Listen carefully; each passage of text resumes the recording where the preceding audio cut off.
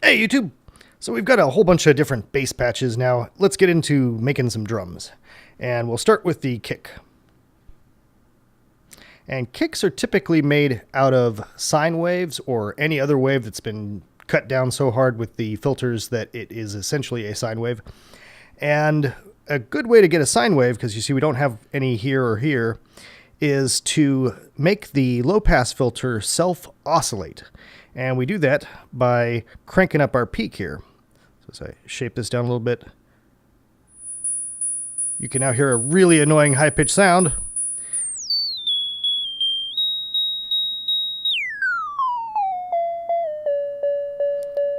And you hear that this is only coming from this filter right now because both the oscillators are down to 0. And we can shape this down even further.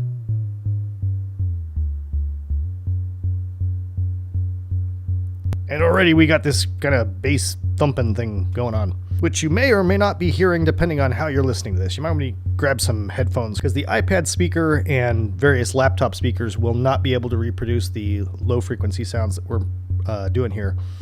But I'll try to make as many people hear this as possible by throwing on an EQ and pumping up our low gain to an obscene level. So now I can shape this to get even lower.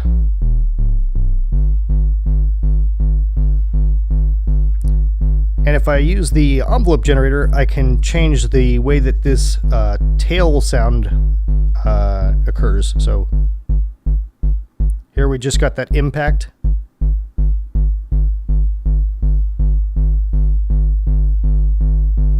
And now we got this kind of rumbling thing going on at the end of that.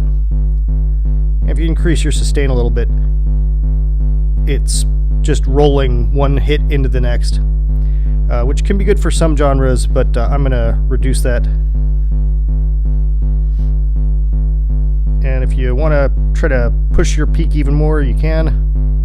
But I don't recommend going past 10 because of the way that this is trying to emulate all this old hardware. You're going to run into some weird glitches if you push it all the way up to 10. And in fact, sometimes even anything past 9. But just shape it around like this to get your basic frequency tone. And you can bring in your envelope generators to affect the frequency as well.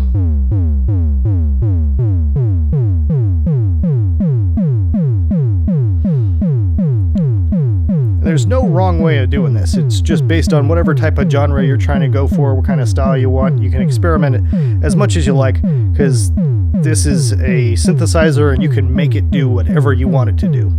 And I'm going to lower that a little bit because I think I was going a little too high. And right there you've got the sort of basic dance kind of kick. And we can make this sound even more interesting by using our high pass filter as a second sine wave by cranking up the peak on this.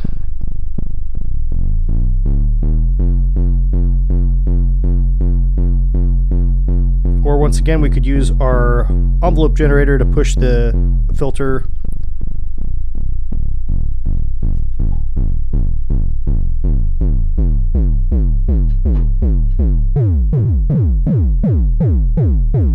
And now you hear we got kind of a drum within a drum going on because I've pushed the modulation on the high pass filter beyond the modulation on the low pass filter. So that's got kind of a double kick going on there, and we don't want that, so try to keep them as close to each other as possible.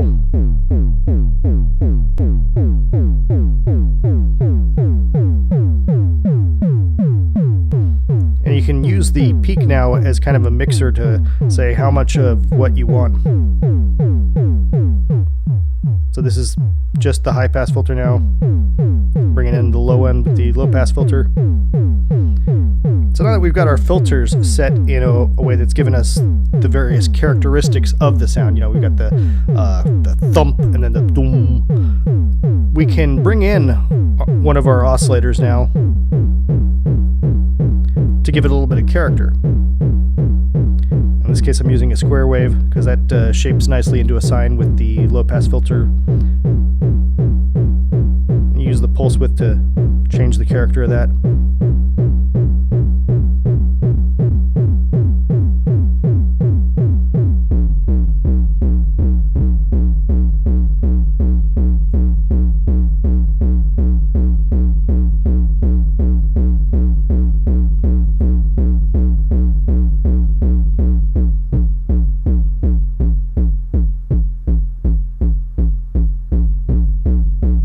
throw in a second oscillator. And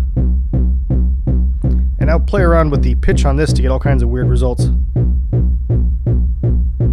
And you hear there, we're getting some different harmonics. You don't want your bass kick to be too harmonically rich because it's going to get muddy with your bass patches. So let's get rid of our high pass filter altogether on this.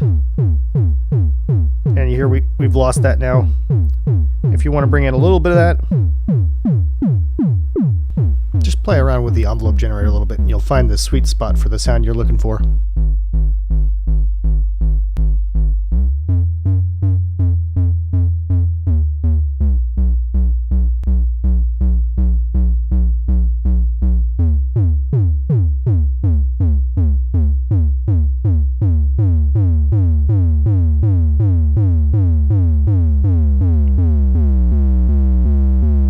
Whenever you hear something that you're liking, just hit the save button and save it, and make sure that you make various notations for the tag and stuff like that, because you're going to want to have a whole library of various kicks. And if you sit around playing around with just these few knobs here for a half an hour or whatever, you're going to have a huge library of kick drums that you can pull whenever you need one, and you say this one fits best into this song, and there you go.